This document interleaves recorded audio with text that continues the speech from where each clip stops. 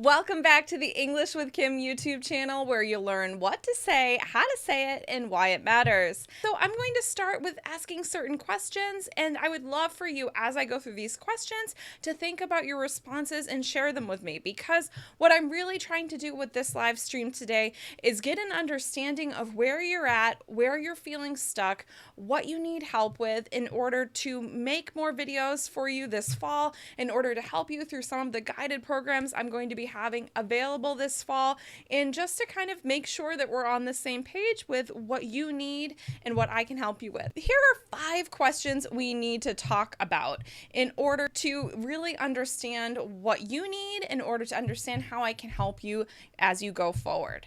So let's take a look at the first question. So something I would really like to know is, why do you want to improve your communication skills and your accent? Why do you want to improve your communication skills and your accent? Something that often happens when I start working with a client is I ask them the reason why they're doing something. Because if you don't have this strong internal motivation to start working towards your goals, it's going to be really hard to put in the work and keep going even when things get more challenging. So something I often remind you to do on this YouTube channel is to check in with your why. Your reason why is going to be completely different than every other person's, because your life experiences, your current academic or professional needs, the things that you want to achieve in your future, these are all incredibly different. They're so different from other people's. So what I would love to hear from you is, why do you want to improve your accent and communication skills? When I make videos, I'm thinking about previous clients I've worked with, students I've had over the years. I'm thinking about comments I've received on YouTube and on Facebook and through my email community, but it's not specific to you. So if you would like some more help in order to achieve your particular goals with your accent and your communication skills, I need to know the reasons why you want to improve your accent and communication skills, because everybody's needs are different. 2 weeks ago, when we had the live Q&A on accent and communication advice, somebody asked a really great question about what they needed to focus on for their customer service position. And that's going to be different than someone who's an academic presenting at conferences, or someone who is learning English for fun but wants to make more English speaking friends, perhaps travel or live abroad at some point in the future. So everybody's needs are different at different stages of their lives, and the reason why you're doing something is what's going to help you find the right information in order to keep you moving forward. So why do you want to improve your accent and your communication skills? So let's take a look at the next question that I have for you today, which is, what actions do you take every week to improve your speaking? This is something that I've been thinking about a lot lately. So I'm asking in this question, what actions do you take every week to improve your speaking? And the reason this question is good for you to reflect for yourself and think about whether or not you are taking actions every week, even better every single day, in order to improve your speaking skills. Which actions you're taking, have to check in every once in a while to evaluate if they're actually working for you, right? So if you're doing something every day and it's not really helping you achieve the goals that you have, then it may be time to try a different approach, or try something new, or reconsider that maybe this isn't right for you at this particular stage in your life. Remember, our lives change, our needs change, our approach changes, and if we don't check in and think about what we're doing every day and whether it's helping us, we might be doing something that no longer serves us. Maybe you've achieved what you wanted to achieve through this daily practice, and so now you need to try something different in order to achieve a different part of your goal. One comment I receive so often from non-native speakers is that they're struggling because they feel like they're putting their energy in a lot of different directions. And what I really want to talk about this fall on this YouTube channel, it will be fall in the United States, is talking about daily actions, creating a daily practice. And so I would love to hear what you're doing every day or every week in order to improve your speaking skills, whether that's your accent or your communication. What are you doing every week in order to work towards your goals? It's really important to think about that, because like I said, if you don't think about what you're doing every day, or you're not taking action every day, it's also important to check in on yourself and think about, maybe I'm not taking actions towards this goal because it doesn't matter to me anymore. Maybe I don't put the effort into this particular goal I say I have because my interest in this has changed. I don't actually want to achieve this anymore. It's not important to me right now. So maybe I should think about where to place my energy instead. The truth is we have to think about whether or not we all have limited time and energy in our day or in our week. And so you want to make sure when you're working towards a specific goal that you're taking actions that are actually going to get your results. So I'd love to hear from you guys what you're doing in order to move towards this goal. And I love the comments, and I'll come back to you guys in a second. Okay, so what actions are you taking every week to improve your speaking? The next question is, what will change when you improve how you sound? What will change when you improve how you sound? Like I said at the beginning, it's really important for you to check in with your why when you're going through and you're working on your accent and communication skills, especially at this level that we're talking about, where you may be feeling like it's challenging to achieve this particular goal. Because the truth is, with language learning, there's a long journey, and it's going to take a while to get to the end result. In fact, it's a long journey that you'll be continuing to go along for quite some time. So what you need to think about is what will change, right? You have to be thinking forward towards the goal you're going to achieve at the end. What will change in your life? What will change in your career? What will change in the way you interact with other people? What will change in the way you feel about yourself? If you don't have a good sense of what's keeping you motivated towards moving towards that goal, it's going to be really, really hard to stay focused and to stay motivated when things get difficult. So what will change in your life when you start moving towards this particular goal? I'd love to hear what you guys have to say about that. The next question I have for you is, what do you need? Oops, I forgot to show it to you. What do you need guidance on right now?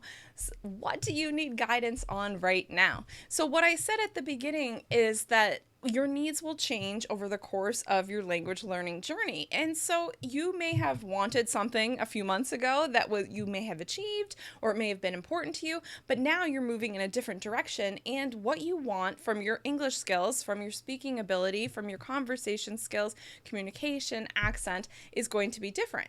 So what do you need guidance on right now? This is really important for me to understand so I can figure out how to help you best. What do you need guidance on right now? And I see some of you guys sharing in the chat. Okay. And the last question I have for you today, my 5 questions, is, do you feel stuck? Do you feel stuck in your English journey? So when you feel stuck, let's talk about that for a moment. When you feel stuck, you feel like there's something holding you back from continuing to make progress. There's a lot of different things that could make you feel stuck. It could be the fact that you're not really sure what you should be focusing on. You're not sure that the actions that you're taking are leading towards results. Maybe you don't have a very specific plan for yourself in order to make progress. You're not really sure exactly what you want to be focusing on right now, or you don't really know if the efforts you're putting into place are actually leading to results. So if you feel stuck, you may feel discouraged, you may feel lack of confidence, you may feel like you're not really making the type of progress that you want to.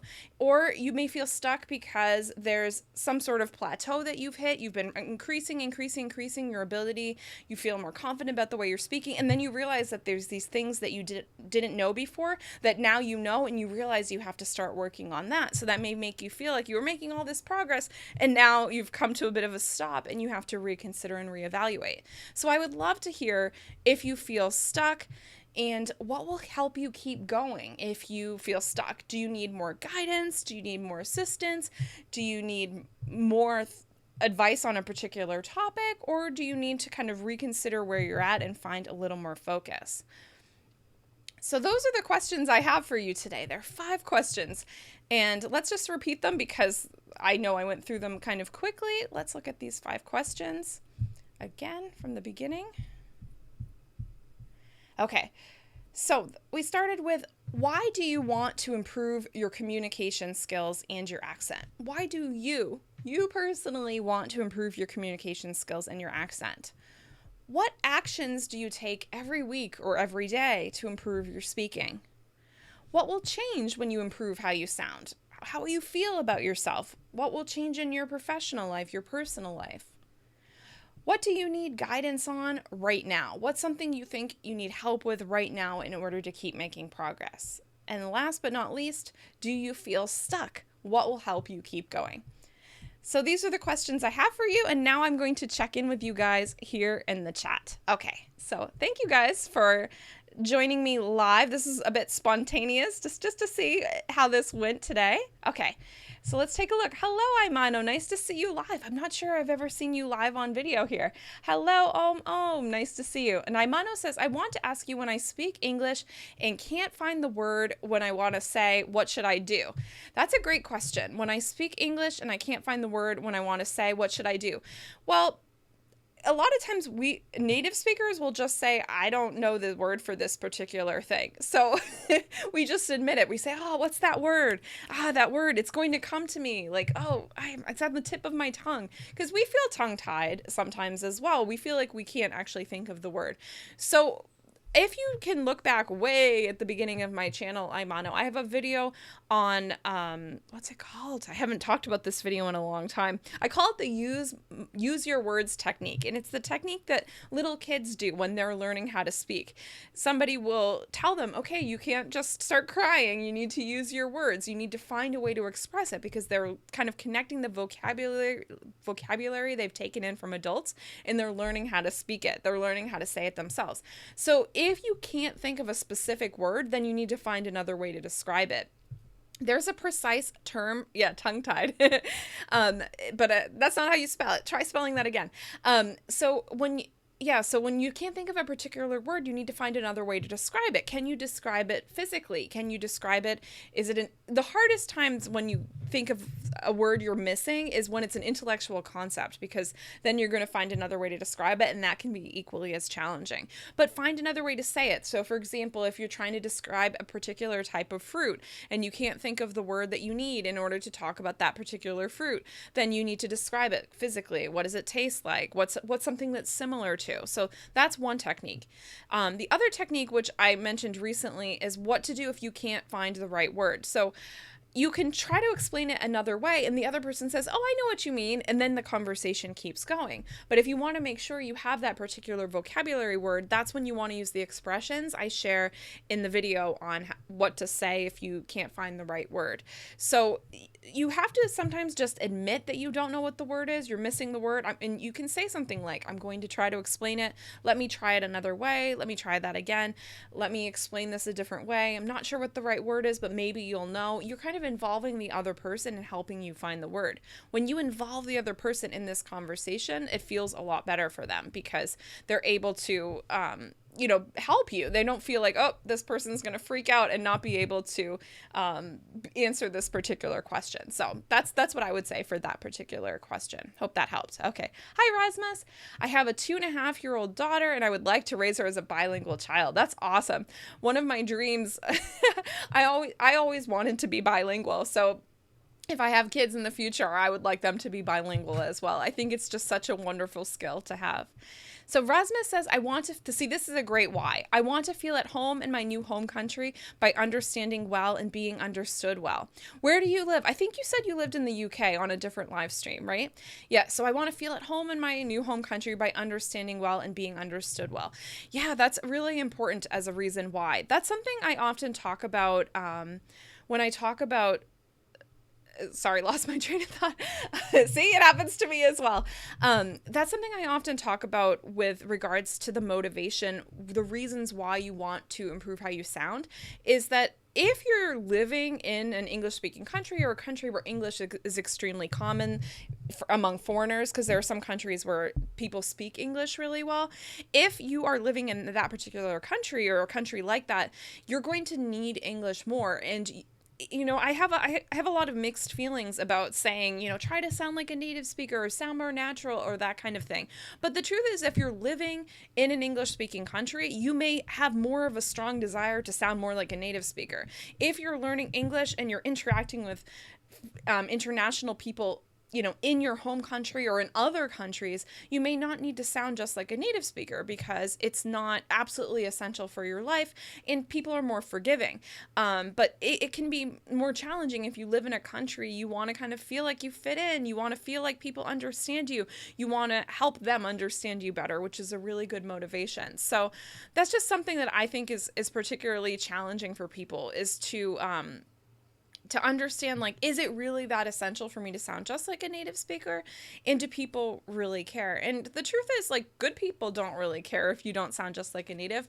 But actually, I've been researching a video, reading academic articles, all kinds of things like that, in order to understand how people react when they hear a non-native accent, because most of the advice you hear me and other people on YouTube give is based on personal experience, and so everybody's personal experiences are different with that kind of thing. So anyway, so let's see what else you said, but that's just something I wanted to say there. Imano says, I speak in an English group on WhatsApp every day. That's awesome. Yeah, somebody was telling me through email that they were in a group that's having a lot of great conversations, so that's awesome. So Abdi says, I want to build my speaking skills. Awesome. So that's good, because you're specifically focusing on speaking. It's super helpful when you know exactly, when you know exactly what you want to focus on, because I think if you try to focus on everything at the same time, it's harder to make progress. And actually, I have 2 videos where I talk a lot about that. I haven't talked about this topic in a while, obviously. One is how to find focus in order to improve your English more quickly, and the other is 3 reasons you're not making progress, which is more of a spontaneous video like this, where I talk about some of the blocks people have. So that's good. So Rasmus says, I do feel stuck, especially when I can't distinguish certain sounds. I've tried using minimal pairs, but progress is not noticeable. So Rasmus, you have some amazing questions, and I want you to be patient with yourself, because the thing that I think a lot of people who start working on their accent and start trying to sound more like a native, they don't realize, and I'm going to, of course, I'm telling you guys, I have a lot of videos planned for you guys. It's just been crazy hot here, and I have not been able to record videos. That's why I wanted to go live today. It's slightly cooler today. Summer, so, but that's something I want to talk about in a video. But the thing I want you to be patient with yourself is that it takes time to train your ear. If you don't know, what you don't notice, what you're not able to hear, then if you don't know that you're not hearing it, that's your biggest problem, because you're unaware of it. Then you move on to starting to be aware of it, and you're going to still need to put some time and effort into training your ear so that eventually your mouth can speak it as well. And eventually, as you move through the process and you continue to work on it, it will happen automatically. Hopefully, maybe not, depends on how much work you put into it or how long you're going to be focusing on this particular goal. But it's something that takes time. And, sometimes there are those, we call them, you can't see my hand, light bulb moments, bing, like where the light bulb goes off and suddenly something that you've been struggling with has, oh, so that's really interesting. Sorry, I saw that comment come in. So a light bulb moment is when something that you are, something suddenly makes sense to you in a way that it hasn't before. You learn something that you've never heard of before. For example, we talk a lot about content words and function words here on this YouTube channel, and a lot of people say, oh my goodness, I have never heard about content words and function words before, and my life has changed, or I've never heard about word stress before. That's why I talk about it all the time, is because I think you can never talk about it too much, but some people never realize that there's such a thing as stressed syllables, and they don't realize that stressed syllables are longer, louder, and higher in pitch. They may just think it's louder. A lot of people think it's louder. And so once they start learning that, they realize that they're finally going to be able to sound more like a native speaker. But it's going to take time if you've been speaking without doing stressed syllables, without stressing certain words. It takes time to build up that skill and to help your brain sort of start to internalize it and do it automatically. It's the same thing for particular sounds. These things take time. They take time. So the minimal pairs is a great place to start. But I would say maybe you just need to keep training your ear first so that your ear can hear the difference. Another thing, if you're talking about sounds, like, I'm not sure if you're talking about consonant sounds or vowel sounds. I tend to focus on vowel sounds because we use them in stress. But you have to really watch the person's mouth really closely. Like, you have to kind of be a creep and like look at the person really closely to see how their mouth is moving. When I work with accent clients, a lot of times when we're talking, they're moving their mouths along with me in order to start making the sound a little bit better. So that's where it's a hard thing to diagnose on your own, right? It's sometimes just helpful to get some sort of advice about, what sounds am I not doing right? And then you can start working on them. So anyway, just a couple of thoughts on that. Hello, Horacio. As usual, you have made it live, especially this time of day. I would feel like a local when I sound better. I completely understand. For me, when I speak Spanish, like when I'm practicing it, I can roll my R's, which is a really, really, really important sound for Spanish speakers. And when you don't use it, it makes it really clear you're not a native speaker or not a native Spanish speaker. So even though I know I'm still going to have an accent, it's like I really just want to get that sound right because it just makes me feel like at least I'm trying. Like I know if I'm doing it or not. So I understand how you feel. So Imano says, sometimes I feel stuck, but I keep trying. Yeah, tongue-tied. Tongue-tied, like tie like a bow. So Tied, right? Not tied like the waves. Yeah, so I feel stuck, but I keep trying. So Imana, what makes you feel stuck? What makes you feel a little more stuck in, because that's the thing that I receive a lot of comments where people feel like they're stuck, but I don't know why. And I don't know what, like, is it just stuck because you're not sure? Like, are you trying to figure it out on your own? Have you been looking for guidance in every location? Do you feel like you're overwhelmed? Which I feel is something that makes people feel stuck when they feel overwhelmed. So give me a little more information. Okay. Oh, and thank you, Bakram. You're so nice. That's so kind of you. Teacher number 1. I like that. I'll take that as my title. Okay. Erdacio says, in my case, I've witnessed that even people who speak more natural English here in the country is more respected. That is really, really interesting because I know you're from Mexico, because that's something I've been wondering. Does it matter? And actually, this is you guys tell me, those of you who are here live, or leave a comment afterwards. Do you think that the people who it's harder to feel, oops, I'm going to show you just me. Okay. This is a really important question for you guys. So I want you to tell me if my thought is right on this. So I notice with myself when I feel self-conscious about my accent when speaking Spanish, that the people I feel self-conscious around are people who, A, speak English with a very good American or British accent. So they're basically bilingual. Or they're other Americans who have a better accent in Spanish than I do. So my question for you guys is, who do you feel most intimidated being around? Is it people from your home country or your native language, people who speak English with a better accent or more fluently in your perception? Is it people from your own country who you feel kind of judged by, or from your own language or culture? Or is it native speakers? Because I honestly feel like, in my experience, and that's just my experience, we're just talking about experiences here, I actually feel like I feel more self-conscious around Americans who have a better accent in Spanish than I do. And I notice that a lot of my clients feel intimidated when they're interacting with, let's say, other Koreans. They're Korean and they interact with other Koreans who have a better American accent. Or they're Russian and they interact with other Russians who have a better American accent. Yes, of course, there's some ability to feel a little self-conscious around, native speakers but I don't know. I just wonder if it's actually something that has to do with us feeling judged by people who have learned the same way we have, rather than just understanding that, hey, I'm not a native speaker, so I can't be expected to sound like them. I don't know. It's just something I've been thinking about. Oops, let's go back to the chat. Okay. So says, I would like to know more about the term staircase. Is there a pattern for that? I got lost and I don't know when and where I should start a new staircase. So that's actually a very interesting question about accent. And it's something I've been thinking about. So staircase, when people talk about staircase with regards to accent and communication, That's actually a particular, I'm pretty sure, like because I did some research on this when somebody asked me a similar question like last year, but that's actually one particular technique taught by a certain accent trainer, right? So the staircase stepping or the staircase method for speaking English, I think, is a technique or a way to describe a style of approaching word and sentence stress. It's taught by a particular person.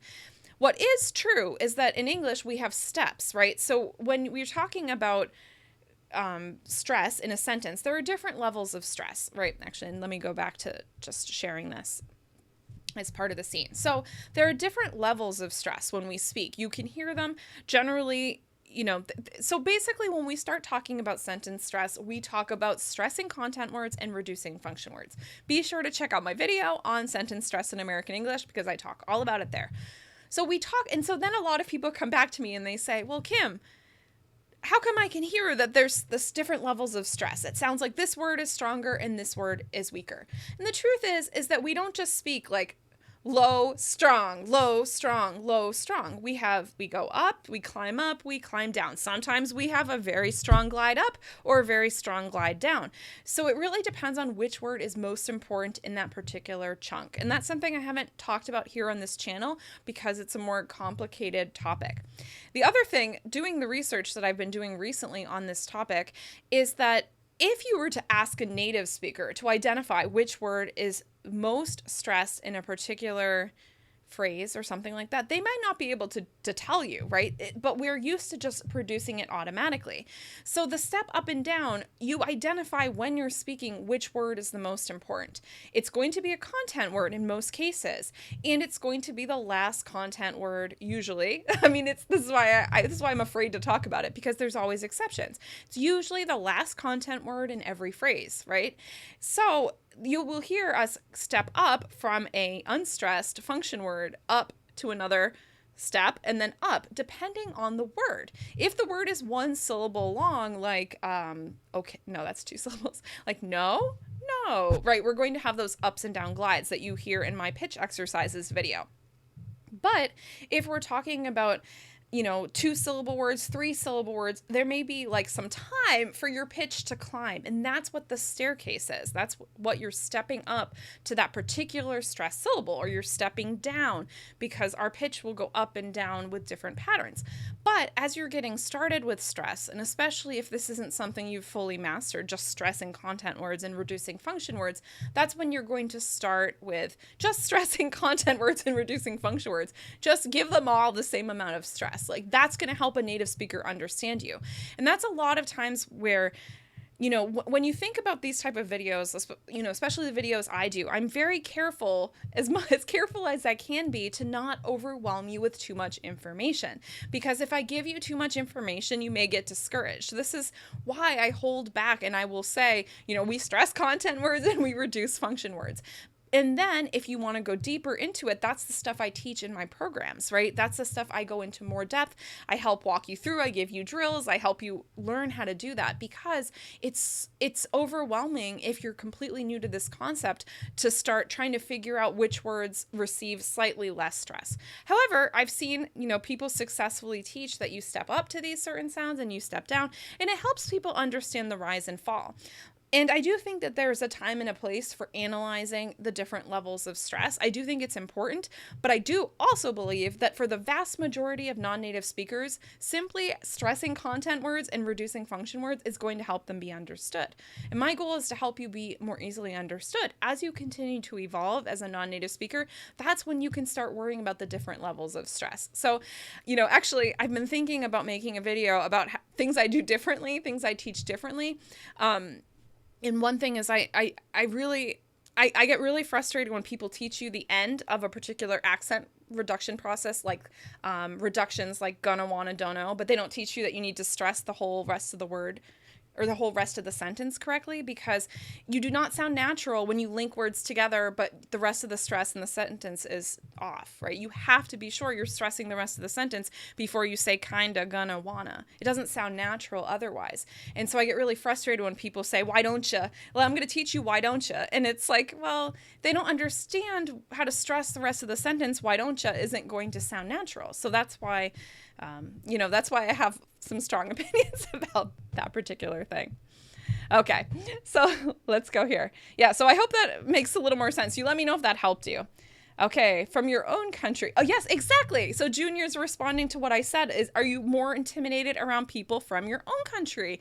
Isn't that interesting? Because I really started to think about, especially working with people from countries where, some countries are a little more conversational, where it's okay if you make mistakes when you're talking. I think the US is kind of one of those countries. In other countries, you really consider what you're going to say before you say it, and you better say it well, And so, I guess I'm making complete generalization.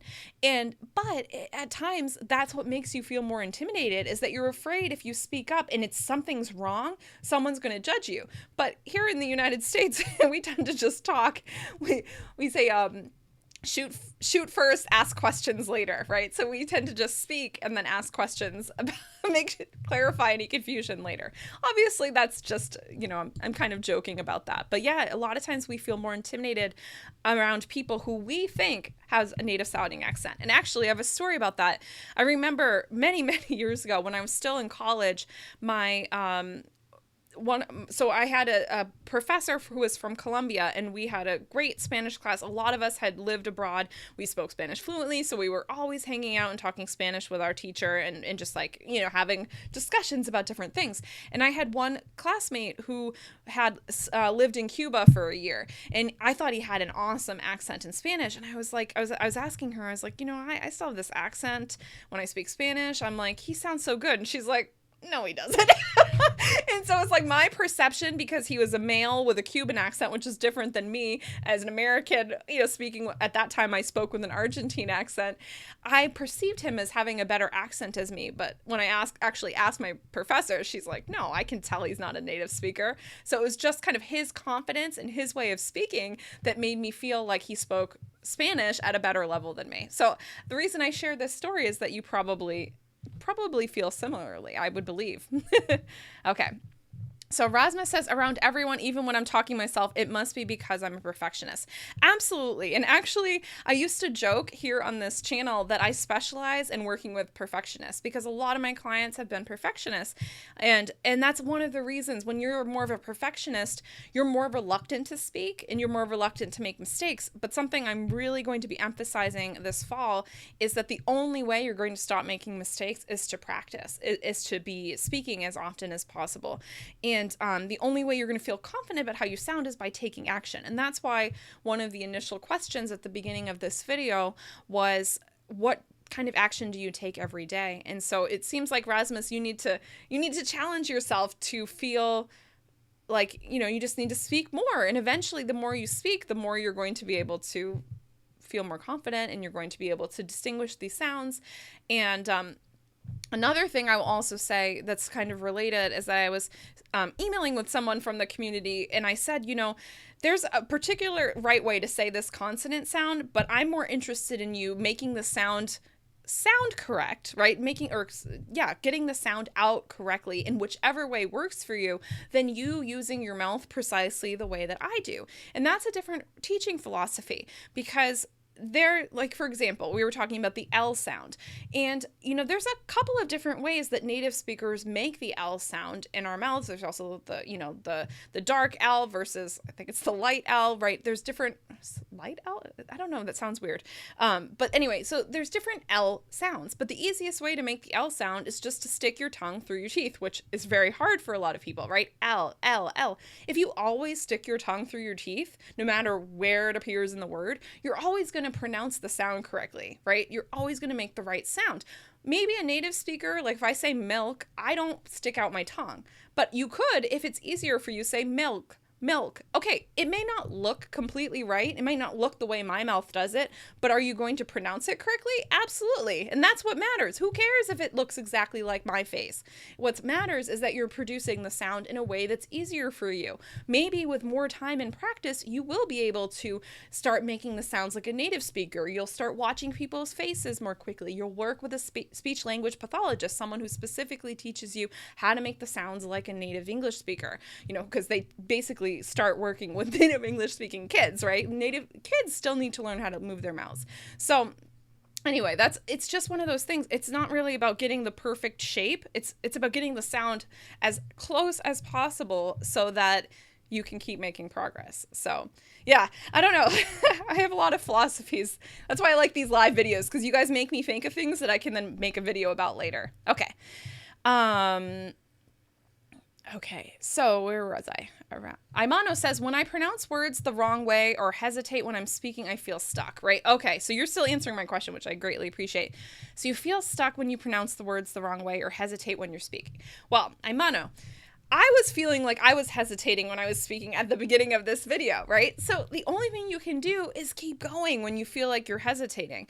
It does make you feel stuck because you feel like you should be speaking differently. But what I always consider, or always encourage you to consider when you're talking about this kind of thing, I hesitate, I make mistakes, I mispronounce words. I mispronounce words all the time, right? I have a video where I talk about 10 words I mispronounce, and I was mispronouncing, actually, I'm drinking tea right now. I was mispronouncing my favorite type of tea wrong my entire life.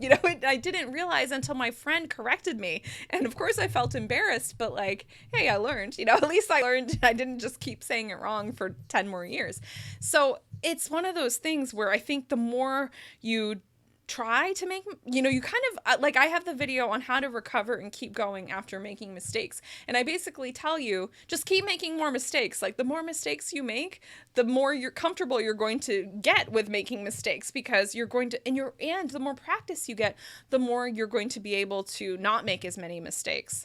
Oh, hi, Julia. Nice to see you. Have a good night. Yeah, it's late. I started later than, because it was so hot earlier today. So yeah, it was nice to see you though. Okay. But that's just the thing. If you want to try hesitating, if you're worrying about hesitating, you're worried about mispronouncing words, it's going to make you feel stuck. So there's some sort of, and this is something else I'm going to talk about on my channel. So anything I talk about, I probably will talk about later in like a focused video. I know not everybody has the energy to watch these longer videos, but something else I'm going to talk about is the reason we feel so stuck. We feel like making a mistake or hesitating is a bad thing is because when we make a mistake, we feel like we're going to be rejected, right? We feel like we're going to show that we don't belong into this particular group, and that's going to have some sort of negative impact on us. And in some very extreme examples, it could. But that's actually kind of a biological response to feeling like you're an outsider, is you feel kind of panic that you're going to be rejected and you're going to be in danger because of how we evolved as a human race. So the thing that you have to kind of do in order to keep going when you make these mistakes is you have to find a way to convince yourself it doesn't matter. And that's really some internal mindset work. But I'd like to know if you have questions about, how you think you can develop that. I'm not sure. I'm not sure. I'm trying to think if I can think of a video idea based on that. So let's see if that helps you at all. Okay, Horacio says, I think in both cases, people who judge are more intimidating than the ones who are more respectful. And that kind of goes back to what I just said. So that was a good comment to follow up with, is that we're afraid of being rejected. It's totally human nature. Some people are better at it than others about not worrying about it. But I do think that other people feel like, when I first started speaking Spanish, I started speaking Spanish fluently 12 years ago. No, 12. No, more. Oh my gosh, I'm getting old. 17 years ago. No, 15 years ago. So I started speaking Spanish fluent 2002, right? Oh my gosh, I can't do math today. This is why I'm not a math teacher. Just kidding. But so I started speaking fluently in 2002 after living for 6 months in Argentina, and then after then. And when I lived in Argentina, I was extremely paranoid of making mistakes, so I did not speak up unless I absolutely had to. But something changed in me as I got a little bit older, because I was, 20 years old at that point. So something changed in me as I got a little bit older. And so by the time I was in my mid 20s and now I'm in my 30s, I didn't care so much about what people thought. I didn't care so much about them rejecting me for having an accent. And I will be honest that I still get frustrated when people point it out. And that's something I'll talk about in another video. But you have to kind of, once you understand the way your brain or your emotions are reacting to that particular thing, like, oh my God, they're rejecting me because I'm making a mistake, then you're able to like kind of say, oh, that's just a natural reaction. Once you're able to kind of identify it's a natural reaction, then you can keep going, right? Because then you're like, oh, that's just my natural reaction. I'm going to keep going anyway. And that's a lot of what I want to talk about with mindset videos. So let me know if this is helping you guys. And hello, Adriana. Nice to see you. I was thinking of you because I know you like the reflection questions, so you got to go back and watch those. Okay. So Adriana says, I am a perfectionist myself, and it's a curse sometimes. We need to be willing to fail in order to evolve. Amen, sister. I am trying to overcome that in some areas of my life. Exactly, right? So yeah, so you need to be willing to fail in order to evolve. That's very wise. And it's kind of like when you realize like, okay, like nothing bad's going to happen to me when I make a mistake. I'm just going to keep going. And sometimes we need external motivation to feel more confident about that, right? So sometimes we need people to tell us, oh, it's fine, you sound great, or I understand you. So sometimes you can ask for that kind of validation. Like, can you understand me? Like, are you able to follow what I'm saying? You can kind of ask to make sure what you're saying is clear. And then the other person can say yes, and you might feel better because you know they understand you. Or they might volunteer some of that themselves and say, oh, it's fine, take your time. I'm not in a hurry. You don't have to hurry. They might give you more time, right? And so that can help you kind of relax in order to feel more confident. But yeah, being a perfectionist, like I said, I work with tons of perfectionists. I've been a perfectionist. What do we say? I'm a recovering perfectionist myself. So I completely understand, but I do realize, when I make mistakes, for example, at the beginning of this video, I was making a lot of mistakes and I was like, oh my gosh, should I just stop recording this video? And I look back at my oldest live videos when I first started going live about 2 years ago in 2016. And some of those videos are so painful that I want to delete them, right? There's just like things that are so frustrating, but I had to make those videos with all the mistakes in order to make better videos now. And that's just, talking about videos. So you have to be willing to try some different things, try different techniques, try different approaches, and then you're going to be able to make progress. And the thing that I think happens to a lot of people is that you realize that you're making a lot of mistakes, but it's only because you're aware of those mistakes now, because your awareness has evolved. Just like we said, you have to be willing to fail in order to evolve. When your awareness evolves, you maybe start to be aware of more mistakes that you're making. You just didn't know you were making them before. Like I said it earlier in the video, a lot of times that's what stress and intonation is for people. That's why I focus on it, because people don't even know it exists, and then they know it exists and they're like, oh no, I've been speaking wrong my entire English speaking life, and they have to go back to the beginning. So you're always going to be discovering more things to work on. I'm discovering as a native speaker things I need to work on in order to sound, just sound the way I want to sound, or be able to have a little more power in my speaking. So yes, you have to be willing to fail in order to evolve. Very smart. Okay. Sung, I was talking about you earlier. So Sung said, I tried watching a TV drama on my computer and shadowing the lines, and sentence stress becomes more natural instead of thinking about which word to stress all the time. Absolutely.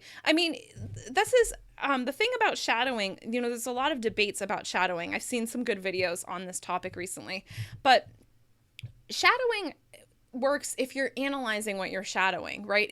I won't say I'm an expert on shadowing, because that's not a technique I teach in terms of like how to listen to a particular audio or video and follow it. But anytime you're training your ear, you have to be listening for something specific. That's why I have the video on how to use your listening skills to reduce your accent, because you have to be tuning your ear to hear these particular things. You have to know they exist to be able to hear them, which I know you do, because we've talked about this in other videos. So then you can start listening for it, and then you can start repeating what the person's doing because you understand what they're doing. And then as you listen to other people do it, it becomes more natural for you, and then you may automatically eventually start to put it into your own speech, or you may need to think about it. But the other thing that's so important, I'll tell you that in a second about shadowing. The other thing that's so important about being able to think about which word to stress all the time is that you're only going to be thinking about stressing words all the time when you first start working on it. Once you start internalizing the patterns and you start understanding what they are, you start hearing them, you start noticing them, then you're going to produce them automatically.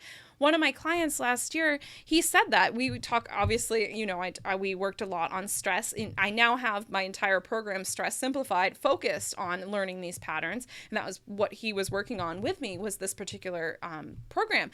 And so one of the things he was saying, he's like, okay, now that I understand that these patterns are happening, I'm starting to do them automatically because now I know I'm supposed to do it. And then you start realizing, which words do I want to emphasize in my speech? Which words truly matter? You're not going to think about which words you're saying. It's going to start happening automatically, but you have to move through the being hyper aware of it all the time, needing to focus on it and think about it all the time, to eventually doing it automatically. So it's a great technique to start noticing other people doing it, sort of internalize the rhythm by, shadowing, like you said, shadowing videos, you said TV drama, right? Watching a TV program, you can shadow native speakers, you could shadow videos for me, whatever you want, or do drills, right? That's what I teach through my program.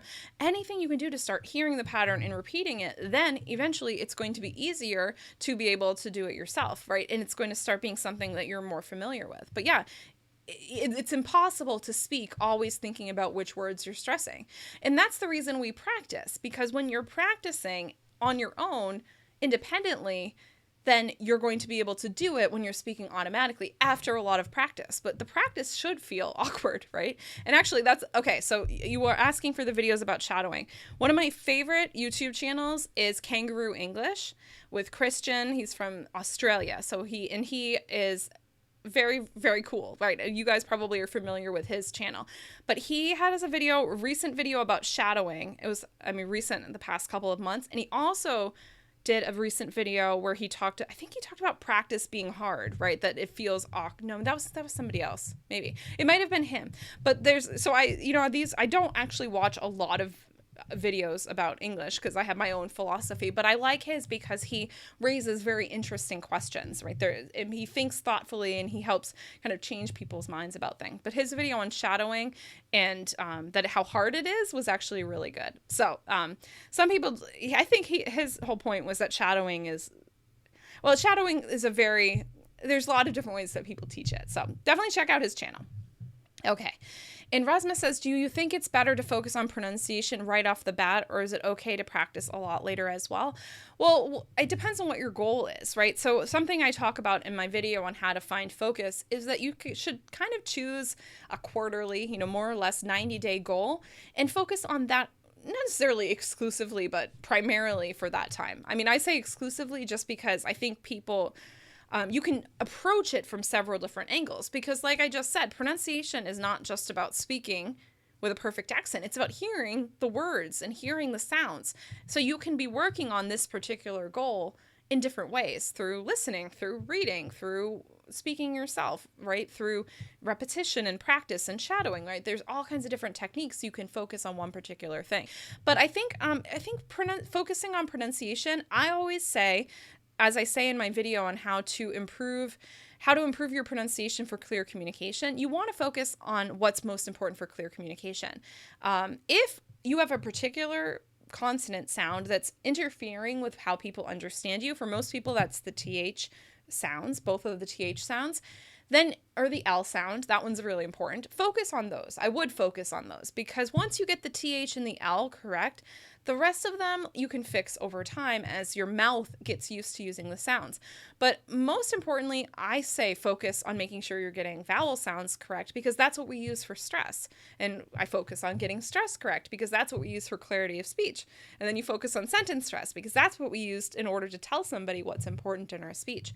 So that's why I think it's important, but it really just depends on how your English is, depends on all aspects of your spoken English. But It is okay to go back and refine your pronunciation later. But the thing you do want to understand, which is my problem speaking Spanish for so many years, is I've been making these mistakes now for decades of my life because of my speaking English for so many years as a native speaker that I have to unlearn those habits, and that can take more time, but it's not impossible. It just you have to prioritize what's easiest for you. I guess that makes sense. Okay. Good. I remember you said that. I get you with that. This is a while ago. It's an interesting topic. Okay. So Rasmus says, here's the rest of the answer. Because what I notice is when I'm not sure about yeah, it's a great question. Because what I notice when I'm not sure about the words or grammar, my pronunciation and accent is almost always messed up. So it's better to focus on vocab and grammar in the beginning. That's what I did. That was my particular focus. Like, is when I first started speaking Spanish, is that I was focusing on making sure my vocab and my grammar was as perfect as possible. Oh, that perfect word again. So I would say that when you're not sure, if you're not confident about if you're even using the right verb tenses, it may not be time for you to worry about your accent or your pronunciation, right? Because you need to focus on other aspects of your speech first. But it really just depends on, it just depends. It depends on, like I said a moment ago, it depends on you. But I would say that, it's hard to focus on all of those things at the same time until you get to the point where you're using the grammar automatically. When I speak Spanish now, I don't think about the vocabulary and grammar. It doesn't, because I don't think in English, I think in Spanish. So that, yes, I make mistakes still sometimes when it's a verb tense I don't use frequently, like one of those conditionals or something like that, that's just not something I use on a regular basis, or it's not a word I use or a topic I talk about regularly. But once I'm able to speak without thinking about grammar and vocabulary, then I can think about my accent and try to focus on that. But it's challenging to focus on everything at the same time. So it just depends. Like, again, it depends on where you're at and what your level is. Okay, so hello, Antonio. And I shared the videos. Okay, so Danilo says words like scissor. Oh my God, that's a hard word. Scissor. I forgot how hard. Scissor. Actually, okay, it just looks really hard. Scissor. So the scissor, you want to make sure you're stressing scissor. Hope that helps. Yeah, but they are hard to pronounce. That word I think is hard just because of how it looks, not actually because of the sounds. Scissor. Oh, it has the z. So if you have trouble with that, that can be hard, right? Scissor. But remember, si is the stress syllable, and that's the one that needs to be the clearest. So the zer is like kind of I barely move my mouth, as you see. Rhythm. Well, it's funny because rhythm also it's like rhythm really, really, really looks hard. Rhythm. But rhythm. Yeah, that one's hard because it's just this rhythm. There's just the schwa there. Rhythm. I know. I actually, because I talk about English rhythm so much in my videos, I look at that word a lot and I'm just like, man, that word is hard to spell. Like, it must look like such a frightening word. And, because a lot of times when I include English rhythm or something like that in my titles on YouTube, it's because I want people to find the video with the rhythm. And I'm like, oh, how do you even spell that word? Like, that must be so hard for non-native speakers. Yeah, and important. And that's the way I say it too. Yeah, you're talking about the, when we kind of swallow our nose, right? Important. That one's hard. Important. Well, speak with a Californian accent. They pronounce the T. I think the Canadians pronounce it a lot of times too. Important. But that's a really hard word.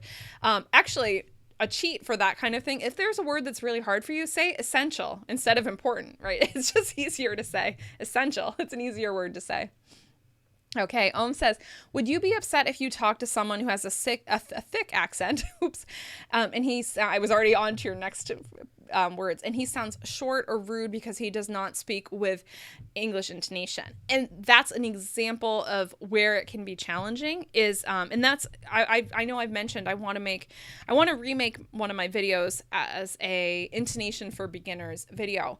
The intonation that's challenging, it's the reason why it can be challenging for certain people from certain regions of the world is if your accent is not your native accent, your native language is more flat and it's more, the syllables are all even, right? When we talk about a syllable timed language, what can happen is it can sound like your voice is being incredibly direct, right? You're being forceful with your speech. So it can sound like you're being aggressive, or it can be that you're annoyed at the person. So I think a lot of times people confuse intonation with stress. So I'm not sure. You can clarify what you mean by your question. But with not stressing words correctly, if every syllable is exactly the same length and your voice always drops, or there's no variety in your voice, you're not using more pitch, more volume, more, lengthened and shortened syllables, there's no variety in how you sound, then it can sound annoyed because you're not showing expressiveness the way an American or a native English speaker, because British are not quite as expressive as Americans in all cases. I can't pretend I know a lot about British English because I'm not British, but just that I know that they can be. Americans are always talked about as being extremely expressive, and not every American, but in general, we're just making generalizations here. So if you don't have any variety in your speech, that can be perceived automatically. Even though the person doesn't want to think this, they might perceive it as being like you're annoyed or you're frustrated, like you said, short or rude. It's not that they actually believe that's how you are. It's that it's automatic, because we expect someone who is happy to see us and kind to speak with that kind of tone in their voice. That's why tone and intonation are so important. So it's not that you will be upset, but if you feel like this is where my clients were saying, people think I sound annoyed. What am I doing? And it's that your pitch is way too flat, or you are always falling at the end of your sentences all the time. All you ever say is something low. Your pitch is always falling. It's always falling. It sounds annoyed. It sounds bored. It sounds disinterested.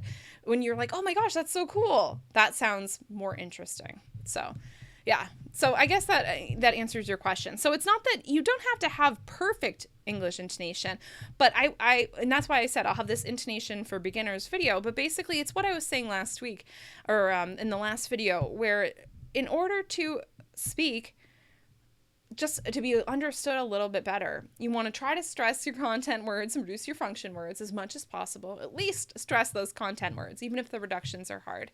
You want to bring extra attention to them. And you want to make sure when you're asking a question, your voice rises. When you're asking an information question, it sounds like it. And when you're done with your sentence, your voice falls. If you're asking a question, you have to ask it as a question, or else it's going to sound rude, because it's going to sound like you're making a demand, right? And so that's a lot of, like, the more advanced you become, the more you realize what's conveyed with the voice. So it's not like you have to have perfect intonation and express every single emotion at first. And actually, my upcoming videos are going to help you with that for sure. So hope that answers the question. Hello, Habib or Azadani. I don't know which one's your name. How can we pronounce fuel? Ooh, hard word, fuel. And that's the other thing, is that we don't really say that word that much in American English. So that's helpful. But you can say, unless you're talking about, fuel for your car, but we would say gas, and for short for gasoline. So if gas is easier for you to say, that might be the word to use if you're talking about gas for your car, right? Something like that. Or even gas for your house, oil for your house. It might be easier to use one of those words. But yeah, fuel. The thing about the word fuel is that the oo has the ya shape, which, is like the smile shape. Fuel. So my mouth is moving, fuel. And then you're ending with the L. And so that's an example, if you go way back into this video, where I was talking about the cheating, right? How can you cheat in order to get the sound as quickly as possible? Open your mouth. Right? There's all those different shapes. Break them down. Fuel. And then stick your tongue out. Would I say it with my tongue out? Fuel. No. What should you, if you have trouble with the L? Absolutely. Stick that tongue out. Who cares if it doesn't look... I say fuel. I'm a native speaker. And I have a regional accent from the Boston area, right? So maybe other people would stick their tongue out. I don't know, right? But you want to try to just make sure you get that sound, the L, right? You want to end in that shape. You might need to force it a little more until you get used to saying the word, and then maybe your mouth will relax. So I would say fuel and stick your tongue out. But that's not how I would say it. I would say fuel. I barely move my mouth, but I can do it inside my mouth. I hope that makes sense. Okay. Rasmus says, it's not possible to focus on everything simultaneously. For English, I don't think about vocab and grammar that much. I'm learning Danish, as I might move to Denmark. And for Danish, pronunciation is just, so many vowels. My accent gets messed up because my grammar and vocab is not automatic yet. That's challenging. It's really hard when you're learning several languages at once. I was saying to someone the other day that, when I am studying Portuguese, I can't study Spanish, right? I scratched myself. When I'm studying Portuguese, I can't study Spanish. Like, they're too similar, right? Danish is similar enough to English, right? That, that it might be too much interference for you. It might be a little bit challenging. So yeah, it's hard. It's hard when you have all your other, see, this is what I'm saying. You have all of your other, no, they're not. That's a good question. If you have all these other personal things in your life that affect the way you can focus on English, like that's why it's so individual to every person. It goes back to the questions at the beginning. Like, why is this important for you? And that's going to affect what you focus on right now. Yeah. So it's not focus. It's impossible to focus on everything simultaneously. Yeah, it's hard, but you're doing the best you can. You just have to be patient with yourself. Okay. So Adriana says, are cynic. I think you mean cynic, like cynical, right? Somebody who's cynical, and scenic. No, scenic. That's where my kind of cheat with this as well is to really emphasize that vowel sound, right? The long vowel sound. Bothering me. Scratch my neck. So scenic, right? So you're going to really move your mouth. Scenic, right? You're really going to see that shape. Cynic is a little more closed, and it has to do with your mouth is actually more relaxed, whereas with scenic, your mouth moves more. Scenic. But I think you mean like cynic, like somebody who's cynical. And Danilo says, saying essential instead of important with a nasal voice, is really easier for a Portuguese speaker. Yeah, exactly. So, I mean, this is just, if something's hard for you to say and you can find a synonym that's easier to say, that's like the best idea. Like, yeah, maybe most people would say important, but you can say essential. I use both, right? I use both essential and important. I do the same thing when I talk about cars in Spanish, because there's the word I'm not going to pronounce because I can't say it. And then there's the word auto in Spanish, obviously. Like, there's different words that you can say. And so, like, even though in some countries they're more likely to say the word with the double R that I'm not going to pronounce on a video, that they can't, like, why am I going to say a word I can't say that's just going to make me feel self-conscious about my accent? I'm not going to spend time on something that makes me feel bad, right? Why would you do that? Okay. So you guys let me know if you have any more questions here. I'm just going to remind you guys if you're here live. So I said, do you feel stuck? So let's actually go back to these questions for those of you who showed up live a little bit later, because I'm sure that was most of you. So let's go back to the 5 questions that I asked at the beginning of this video.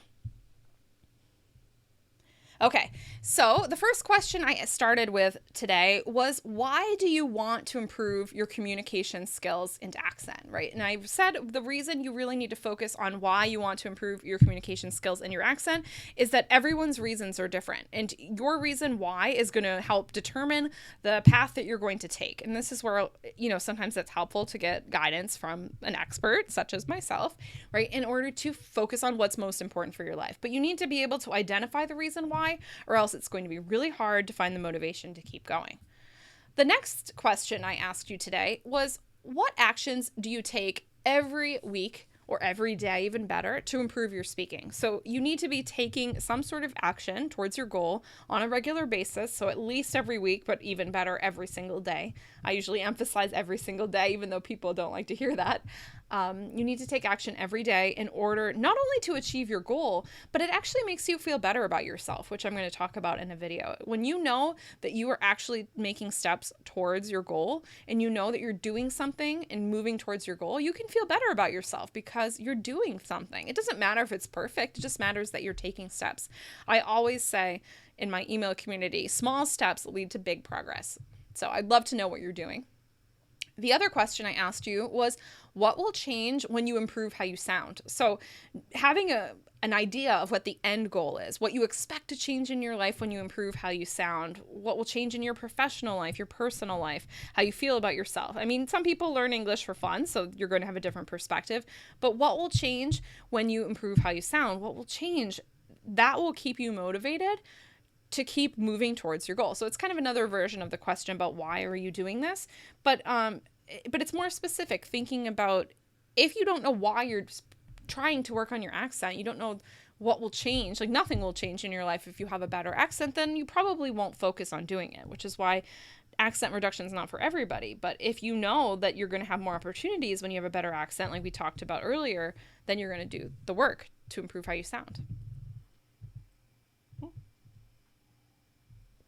The next question was, what do you need guidance on right now? So we've talked about a lot of these questions in the live stream. What do you need guidance on right now? This helps me understand what you're struggling with, right? It also helps you understand where you should be focusing your attention, because as we were talking about in the live stream, you have a lot of demands on your time and your energy, right? Everyone's life circumstances are different, and you may not need to be focusing on something right now. You might need to focus on it in 5 years, right? It could be in a year, 5 years, 2 months. But right now, what do you need guidance on? What do you need to be focusing on? And the last question was, do you feel stuck? And what will help you keep going, right? What will help you keep going when you feel stuck? Do you feel stuck, and what will help you keep going? So that's a question to ask yourself, because if you feel, it's one thing to feel stuck. That's a very kind of limiting emotion. It makes it hard to keep motivated to keep moving forward. But if you think about what will help me keep going, then you're finding a solution, and that's going to also help you feel more confident. So those are my questions for you. And just a reminder, if you do like this video, please be sure to hit like and share with a friend who may appreciate it. And don't forget to subscribe if you haven't already. It really does help me communicate with you guys. I'm really looking forward to making it to 10,000 subscribers sometime soon, so I can give you guys polls and ask you questions. So that would be awesome if you can subscribe if you haven't already. And just if you need more resources beyond what's on my YouTube channel, there's over 100 videos, so there's something for you here. But I have plenty more resources on my website, which is englishwithkim.com. To go directly to the accent resources, you can go to accentadvice.com. And to go directly to the communication resources, you can go to connectandconversation.com. And those resources are helpful. You can sign up and join. You can sign up and join my email community. You can find complete transcripts of all of the videos if you have trouble channel. So if you're here live and you're watching it live, you can go back and watch it. It'll be in your history, but you might not see it on my channel. So just a fair warning. Okay. So thank you guys so much for joining me for this live Q&A. I hope you got lots of questions answered. It was really fun to hear your questions and know what you're struggling with. If you have time after the video to go back and answer those 5 questions I asked you, I will be pinning them in a comment below the video so that you can answer them and let me know what's on your mind so that I can think about how my future videos will help you. Once again, I'm Kim from EnglishWithKim.com. I'm your guide to the essential conversation skills you need to sound more natural in English. Once again, this is the English with Kim YouTube channel where you'll learn what to say, how to say it, and why it matters.